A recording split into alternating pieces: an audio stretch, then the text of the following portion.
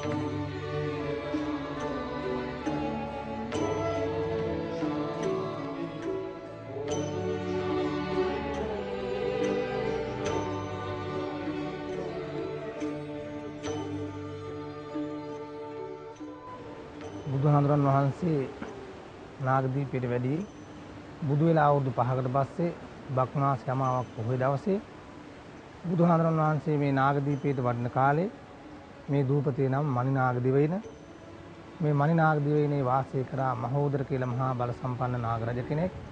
මේ නාගරජුරන්ට හිටපු එකම දුව කල්පිටිය වඩුන්නාගල කියන දූපතේ චූලෝදර කියන නාගරජතුමාට සරණ පාවා දෙන දවසේ පරම්පරාවෙන් පරම්පරා 7ක් ආරක්ෂා කරගෙන ආව මණික් පුටුවකුත් දුවට දායාදේ වශයෙන් දුන්නා. මේ දුව අකාලේ මිය ගියා. මිය ගියාට පස්සේ මාම කල්පනා කරා මට හිටපු එකම දුවත් අකාලේ මිය ගියා. මට තිබුණ එකම වස්තුව වෙන මේ මණික් පුටුවක් දැන් නැති වෙන්නයි යන්නේ. ඒ නිසා කොහොම හරි මේ මණික් පුටුව ලබා ගන්න ඕන කියලා කල්පනා කරලා බෑනට පණිවිඩයක් යවනවා. මට හිටපු එකම දුවත් අකාලේ මිය ගියා. දුව වෙනුවෙන් බලබලාවත් ඉන්න මේ මණික් පුටුව විතරක් නැවත දෙන්නට කියලා. මේකට එදා බෑන කැමති වුණේ නැහැ. දෙදෙනා අතර බහින් බස්වීමක් වෙලා නාග ගෝත්‍රිකයන් විශාල ප්‍රමාණයක් යුද්ධයට සූදානම් වන අවස්ථාවේ තමයි දඹදිව ජේතවනාරාමයේ ඉඳන් අපේ බුදුහාඳුරන් වහන්සේ නාගදීපයට වැඩි. බුදුහාඳුරන් වහන්සේ නාගදීපයට වැඩලා අහසේ වැඩ ඉඳගෙන මුළු ලංකාවම අන්ධකාරවත් කරලා ආලෝකමත් කළා. මේකට බය වුණු නාගරජවරු වටපිට බැලුවා කිසි කෙනෙක් පේන්නේ හිටියේ නැහැ. උඩ බලන අවස්ථාවේ දැක්කයි තා ලස්සන පුරුෂයෙක් අහසේ වැඩ ඉන්නවා. මෙයා කල්පනා කරා මේ මායාකාරයෙක් වෙන්න ඇති. මෙයා බිමට බස්ස ගත්තා නම් අපිට මේ යුද්ධේ දිනා ගන්න පුළුවන් කියලා කල්පනා කරලා බුදුහාඳුරන් වහන්සේට ආරාධනා කළා බිමට වඩින්නට කියලා. බුදුහාඳුරන් වහන්සේ මේ ආරාධනාව පිළිඅරගෙන මණික් පුටුවට වැඩ ඉඳගෙන නාගයන්ට සමගිය ධර්ම දේශනා කළ ස්ථානය තමයි මේ පුරාණ නාගදීප රාජායතන චෛත්‍ය රාජායන් වහන්සේ පිහිටලා තිබෙන්නේ.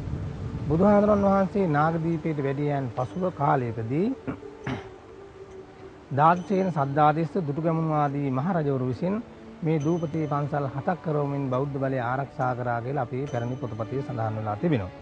නැවතත් මේ ලංකාවට ආ පෘතුගීසිකාරීන් ලන්දේසිකාරීන් ඔවුන්ගේ කඩුවේ කිරිච්චියේ බලය පෙන්නමින් මුහුදු බඩ තිබෙන විහෙර විහාරස්ථාන සම්පූර්ණයෙන් විනාශයට පත් කරන අතර මේ නාගදීපයත් විනාශයට පත් වුණා.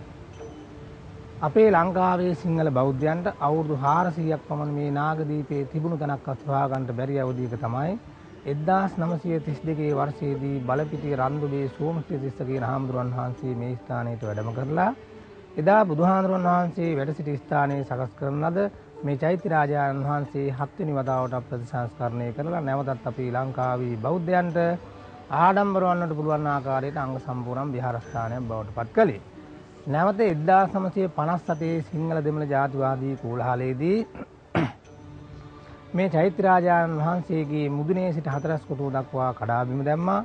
අරහා පැත්තෙන් පේන දෙමහල් විහාර මන්දිරය බුද්ධ ජයන්තියට බුරුම රජයෙන් පූජා කරන ලද අලි පහමාරක් උස රත්තරන් ගාන ලද පිළිම වහන්සේ තුනට කඩලා මේ මහ මුදේ දැම්මා. අදත් අපේ කරේනගර නාවික හමුදා කඳවුරේ බෝධීන් වහන්සේ අභියසේ පිළිම වහන්සේ තැන්පත් කරලා තිබෙනවා. ඒ වගේම මේ පොත්ජුල් විහාරයේ සම්පූර්ණයෙන්ම ගිනිපත් කළායි අනතුරු තමයි දැනට වර්ෂ 3කට උඩදී අපවත් වී වදාළ බලපිටිය බ්‍රාහ්මණවත්තේ ධම්මකිත්තිස්ස කියන මහානායක හඳුරන වහන්සේ තමයි නැවතත් මේ විහාරස්ථානයේ අංග සම්පූර්ණ විහාරස්ථානයක් බවට පත් කළේ.